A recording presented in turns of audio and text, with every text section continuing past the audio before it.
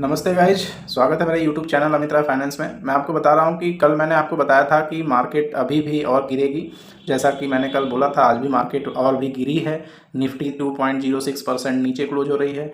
Nifty bank 2.44% नीचे close हो रही है और सेंसेक्स 1.93% नीचे क्लोज हो रहा है। ये डे के हिसाब से सेंसेक्स 1470 पॉइंट निगेटिव है टुडे 13 मार्च को। निफ्टी 488 पॉइंट निगेटिव है टुडे 13 मार्च को।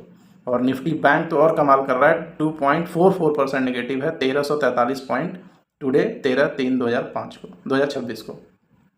ऐसा क्यों हो रहा है, अभी हम इस पे बात करते हैं। तो ये कंटिन्यूएशन ऑफ द सेलिंग है, इसको कोई रोक नहीं सकता है, ना इसमें कोई स्ट्रेटजी काम आती है, ना बाय ऑन डिप काम आता है। यहाँ पे नो डाउट शेयर सस्ते हो रहे हैं, ओवरसोल्ड भी हो रहे हैं, लेकिन वो और पिटे जा रहे हैं। तो नई एंट्री करना भी डर बहुत पैदा करता है ऐसी कंडीशंस में।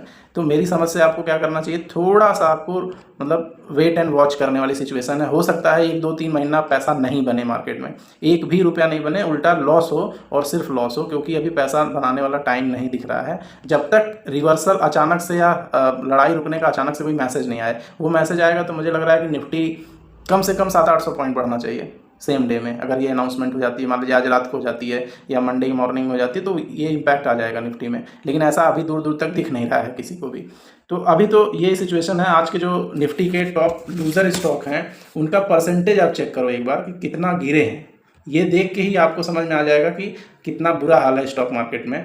बड़ी कंपनीज का, जो इस्टेब्लिश कंपनी है, 50 सालों से 100 सालों से चल रही हैं, वैसी कंपनियों का क्या बुरा हाल है।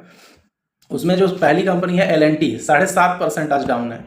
लार्सन एंड टैब्रो सबसे बड़ी कंपनी है जो कंस्ट्रक्शन लाइन में और भी कई चीज़ों में, डिफेंस में भी काम करती है, हर क्षेत्र में काम करती है लार्सन एंड टैब्रो।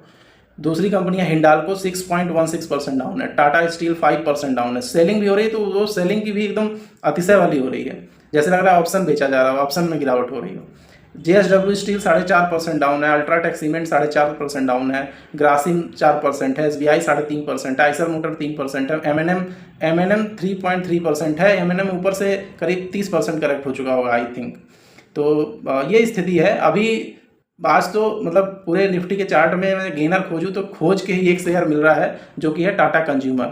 दूसरा है हिंदुस्तान यूनिलीवर, 1% अप है। टाटा कंज्यूमर 2.44% अप है। और भारतीय एयरटेल भी पॉजिटिव क्लोज हो रहा है, 0.12%, पूरा 1% भी नहीं है, पूरा आधा परसेंट भी नहीं है। तो ये स्थिति है स्टॉक मार्केट की, और इसमें पैसा बनाना बहुत ही मुश्किल है। अगर कोई हेजिंग करने जाएगा, कोई नीचे ले लूँ और नीचे यहाँ खरीद लूँ, ऐसे खरीद लूँ, स्ट्रैटेजी बनाएगा, उसका लॉस पक्का है। तो इसलिए अब नया तो नहीं खरीद सकते, और जो खरीदा है वो डाउन है, तो उसको भी छेड़ना ठीक नहीं है। अगर सही स्टॉक है, सही कंपनी है, क्वालिटी है, तो आप उसमें चुपचाप बने रहिए। अभी पैसा बनाने का टाइम अब चला गया है। जब तक मार्केट में रिवर्सल नहीं आता, रिवर्सल तभी आएगा जब वार रुकेगी, उससे पहले रिवर्सल की कोई उम्मीद नहीं है। अब मैंने एक लिस्ट बनाई है 12 निफ्टी 50 के शेयरों की, जिसमें आप ह्यूज करेक्शन देखे होंगे, और ये ह्यूज करेक्शन के बाद भी इसमें ओवरसोल्ड भी है। मतलब RSI वगैरह देखेंगे तो आप ओवरसोल्ड भी दिखाएगा आपको, डेली चार्ट के हिसाब से बता रहा हूँ। तो उसमें आपका पहला शेयर आता है अल्ट्राटेक सीमेंट, 20% ऊपर से नीचे हो गया है ये टॉप से। L&T 20%, Eicher motor 18%, M&M 23%, TMPV Tata motor passenger vehicle 21%, जियो फाइनेंस 23%, HCL टेक भी आपका 25% डाउन है। इन्फोसिस भी करीब 23% डाउन है। विप्रो 26%, आपका TCS अगर हाई से, ऑल टाइम हाई से देखेंगे तो 48% डाउन हो चुका है। ओवरसोल्ड कंडीशन में है ये सब। AI स्टॉक थे, उसकी वजह से पिटे, और ये गिरावट में भी इनकी लग रही है।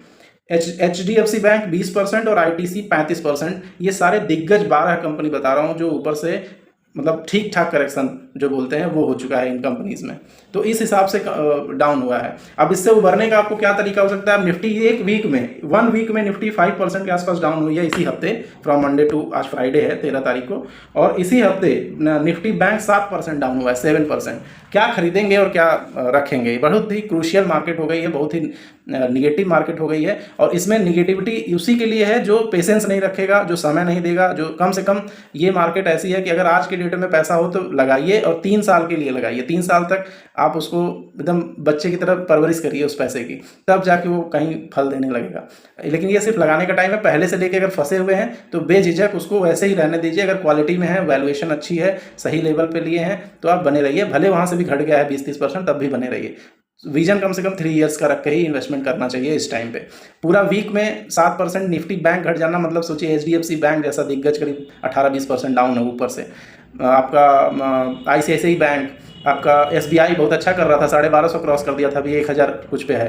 तो ये चीज़ें क्या दिखा रही हैं कि ये पैनिक सिचुएशन, पैनिक क्रिएट हुआ है, उसकी वजह से सेलिंग हो रही है दबा के। FIs बेच रहे हैं, इंडियन इन्वेस्टर्स भी बेच रहे हैं, FIs भी बेच रहे हैं, दोनों लोग बेच रहे हैं। तो ये लॉन्ग टर्म में सस्टेनेबल है, ऐसा नहीं है कि फिर से ये सब चीज़ें वापस से नहीं हो जाएंगी, फिर से इनके भाव नहीं आएंगे। लेकिन एक समय ऐसा देना पड़ेगा जिसमें आप इसकी एक्सपेक्टेशन करिए, कम से कम 3 ईयर वो समय होना चाहिए, और जो कि अभी से बनेगा 2029 मार्च तक।